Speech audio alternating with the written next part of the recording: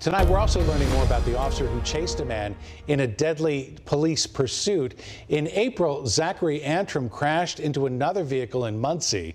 A passenger in Antrim's vehicle was killed. Antrim faces 8 criminal charges in all. Chief Investigator Steve Brown has been looking into that police pursuit and the officer who initiated it. He joins us now in the studio to explain a key safety element that was missing from that chase. Steve. Good evening, Bob. Police pursuits are dangerous by their very nature. This pursuit was initiated by Henry County Deputy Tanner Strzelecki, who has no prior law enforcement experience. Our review found this first-year deputy conducted the high-speed pursuit without supervision. I'm on State Road 3 in Delaware County, about a mile north of the county line. That's possible 1055. Can you start another unit my way, please? They're swerving all over the roadway.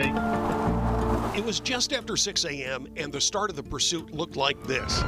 Heading north on State Route 3, a divided 4-lane. The speed limit is 60. Strzelecki reported they were doing 80. For safety purposes, we drove this portion of the route at a lower speed and are showing you the video sped up so you get a true sense of how fast the suspect vehicle and the deputy squad car were traveling. Quickly, the chase was inside the Muncie city limits. Zooming north on Macedonia Avenue, the road reduces to 2 lanes through a residential neighborhood where the posted limit quickly drops from 45 to 30 to 20 because there are 2 schools along the street that are beginning to fill. We're in heavy traffic, excess of 90 miles an hour. They just ran into the red light. It was about this time someone on the radio asked Strzelecki. 30 is Muncie or Delaware County in the pursuit. I don't have eyes on him anywhere.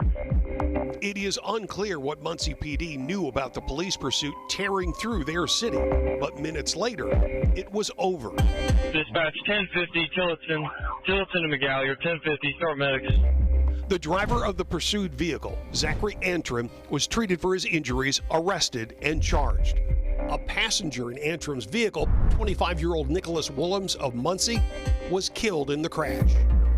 But in the 13.5 minutes of radio transmissions during that entire police pursuit, there is no guidance offered to that first-year deputy. No discussion on whether the chase had become too dangerous. No supervision. That's confirmed by Henry County Sheriff John Sproles in an email. Day Shift Sergeant Blake Thresher was on duty, but not actively involved in the pursuit. Therefore, there was no reason for him to intervene on the radio. But the state's minimum standards for police pursuits notes an important supervisory role.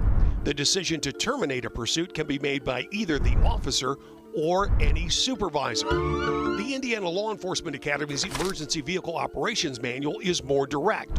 All pursuits should be supervised. Instead, first-year Deputy Strzelecki was solely in charge of decision-making in a pursuit that resulted in a fatal crash. And we've previously reported Strzelecki was hired by the Henry County Sheriff's Department last July, but only began his police academy training on April 29th, a week and a half after the deadly police pursuit.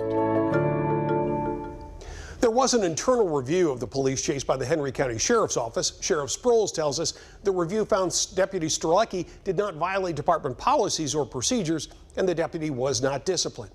But Delaware County Prosecutor Eric Hoffman says when the crash investigation is complete, additional charges are possible, including against Strzelecki. Steve Brown, CBS 4 investigates. Steve, thank you. Next at 6,